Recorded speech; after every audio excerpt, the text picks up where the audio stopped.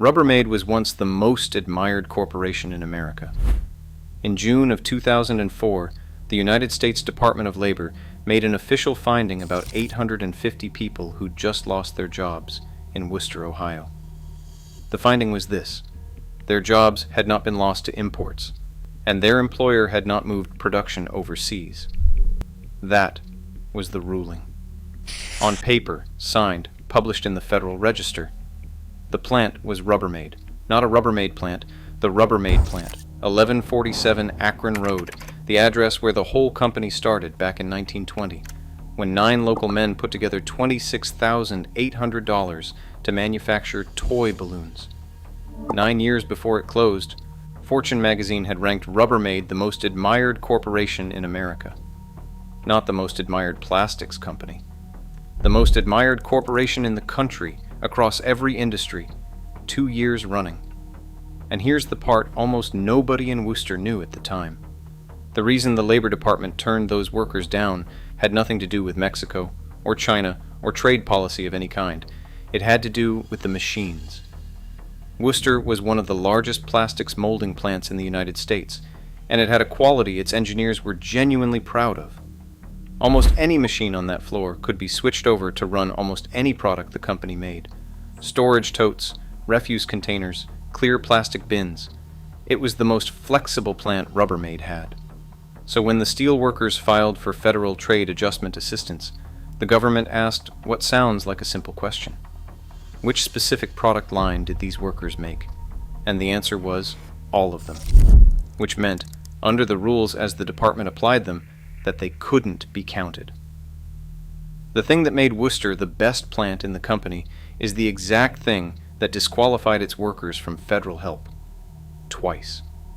This is the story of how a town of balloon makers became the most admired company in America, and then found out that being good at everything meant being owed nothing. Start with the balloons. May 1920. 9 businessmen in Wayne County, Ohio, pooled $26,800 and opened the Wooster Rubber Company.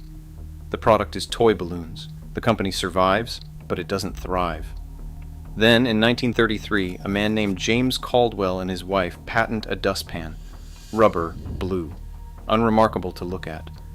They give the product line a name that sounds like a housemaid made out of rubber, and the name is Rubbermaid. The following year, a man named Horatio Ebert sees those dustpans in a department store in New England. He has a stake in a struggling rubber company back in Ohio, and he thinks these products might save it, which is when he engineers a merger between the two. That's the origin. A balloon factory rescued by a dustpan. What follows is 60 years of one of the most reliable growth stories in American manufacturing. Rubbermaid made the objects that filled the background of American domestic life: the dish drainer, the laundry basket, the garbage can, the thing under the sink you never thought about until it cracked. And the reason you never thought about it is that Rubbermaid's whole proposition was that it wouldn't crack. By 1989, the company was doing $1.5 billion a year in sales. The man most responsible for that stretch was Stanley Gault, who ran the company from 1980 to 1991. Under Gault, total return to shareholders averaged 25% a year, every year, for 11 years. Wall Street treated Rubbermaid the way it treats technology companies now, as something close to a sure thing. The stock reached $38 in 1991. It would never reach $38 again. By the early 90s, the company was releasing roughly 400 new products a year. 400. That's more than one a day, including weekends. It carried around 5,000 products in total, and 13,000 employees worldwide. In one representative year, it earned $228 million on sales of $2.2 billion. And in 1993, and again in 1994, Fortune's Most Admired Companies list ranked Rubbermaid number 1, the single most admired corporation in America. Now hold that image, because the collapse takes about 4 years. It begins in the spring of 1994, and it begins with a raw material. Polyethylene resin is the plastic feedstock that goes into almost everything Rubbermaid makes, nearly all 5,000 products. In the spring of 1994, the price of polyethylene resin started climbing, and it didn't stop climbing. Before it was finished, it had roughly doubled. Think about what that means for a company like this one. Rubbermaid's entire competitive position rested on two things: that its products were better than the cheap alternative, and that the price gap between them was small enough not to matter. Double the input cost, and you have to choose. Absorb it and destroy your margin, or pass it on and hand your shelf space to whoever didn't. And Walmart, by then Rubbermaid's largest retail customer, made that choice very clear. When Rubbermaid tried to pass along the resin price increases, Walmart pushed back hard. The shelf space that Rubbermaid had spent decades earning was suddenly negotiable, and the cheaper alternative was right there. What had once been a premium product now had to justify its price to buyers who had other options, and the scale to mean it. There was a third option, which was to get more efficient, and Rubbermaid tried that too. The company set itself a target of cutting costs 15% by 1996. Some of the measures were the ordinary kind. Some of them tell you more than any balance sheet does. The company cut its color chart from 426 shades down to 109. The old chart had contained 18 separate shades of black, 18, distinguishable to the people who made them, by differences in resin content and the fine chemistry of pigment. That went down to 2. That's what the end of an era of American manufacturing actually looks like. Not a padlock on a gate. A color chart getting shorter. On the 18th of July, 1995, CEO Wolfgang Schmidt announced that second quarter earnings had fallen 49% to $29 million. It was the company's first earnings setback since 1980. 15 years of never once going backwards, and then half the quarter gone at a stroke. The restructuring started, one at the end of 1995, another and larger one a couple of years later. Neither worked. By the time Fortune came back to write about the company again in 1998, the tone had turned. The magazine that had twice crowned Rubbermaid #1 on its most admired companies list now described a company that had stopped being good at the basics of its own business, that had become unreliable in the one area a manufacturer can't afford to be unreliable in. An executive at one of its major retail customers described being shown a beautiful new product line, and then being told the company could ship only a third of what he wanted to order. Somewhere in all of this there's a detail that almost never appears in the retellings, and it matters for what happens later. Rubbermaid, as a company, had largely resisted organized labor.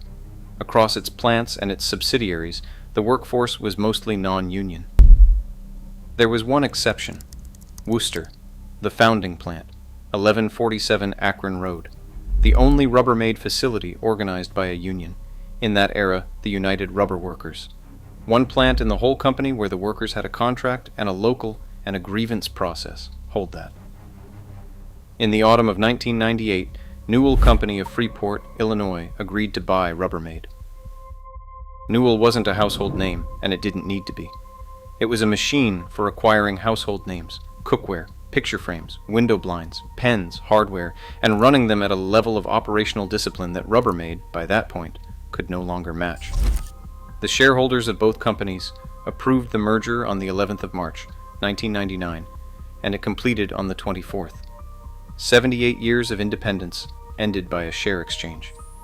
The new company was called Newell Rubbermaid, and its headquarters wouldn't be in Wooster. It went to Atlanta. Understand what that means for a town this size. Before the takeover, Rubbermaid employed around 1,400 people in Wooster and ran its corporate headquarters there, the executives, the designers, the marketing people, the ones who bought houses and sat on the school board. Those functions left first. The first manufacturing cut came fast. In May of 1999, 2 months after the merger completed, 520 jobs went. The company pointed to new automation. Everybody understood that cuts follow a buyout the way weather follows a front. Then 4.5 years of quiet, and then the announcement. The 10th of December, 2003. Newell Rubbermaid would close the Wooster Plastic Products plant. 850 jobs. The company said it was also considering relocating the 400 administrative and office workers still on the site to somewhere else entirely. The reasons the company gave were low-cost competition, which everyone expected, and one that nobody did. A tornado had gone through the Rubbermaid facility that November, weeks before the announcement, and the company cited it among the causes. For a town, the arithmetic of a closure like this isn't abstract, and Wooster's was published almost immediately. Rubbermaid was the city's largest employer and generated $600,000 a year in payroll taxes. The Wooster Public School District stood to lose roughly $1 million. Wayne County was looking at losing about $304,000 in real estate taxes and about $1 million more in personal property taxes. $1 million out of a school district isn't a line item, it's teachers. Through the early months of 2004, the union, by then United Steelworkers of America Local 302L, did the things a union does at the end. Severance negotiations wrapped up on the 1st of March. Talks began about whether any distribution work could be kept in Wooster once manufacturing stopped. The local's vice president said what people in that position say, which is that they hoped to salvage as many jobs as they could, and the local filed a petition for trade adjustment assistance. Trade adjustment assistance is the federal program for workers who lose their jobs because of foreign trade. Retraining, extended benefits, support. While you work out what a person does after 20 or 30 years of running an injection molding machine. To qualify, the Department of Labor has to find that increased imports contributed importantly to the layoffs, or that the company shifted production abroad. The department investigated. It surveyed the plant's customers, and it denied the petition. Its finding was that increased imports of plastic household goods hadn't contributed importantly to the job losses, and that the company hadn't shifted production overseas. On the 2nd of April, 2004, Local 302L asked the department to reconsider. Their argument was narrow and specific, and on its face, extremely strong. The department had surveyed the wrong products. Wooster, the union said, primarily made storage totes and clear containers, along with refuse containers.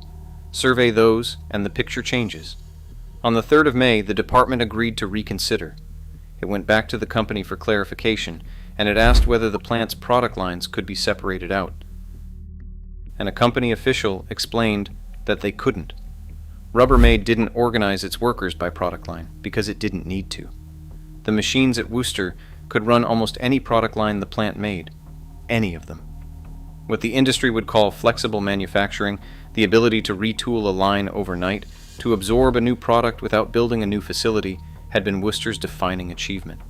That was the design, and that was the achievement. 60 years of process engineering in one of the largest plastics molding operations in the country had produced a floor where the equipment wasn't specialized, because specialized equipment is fragile, and general equipment isn't. So the department concluded that the workers weren't separately identifiable by product line, and because they couldn't be separated, it aggregated everything the plant made into one category, plastic household goods, and surveyed that, which is exactly the survey the union had said was wrong in the first place. On the 8th of June, 2004, the negative determination was affirmed.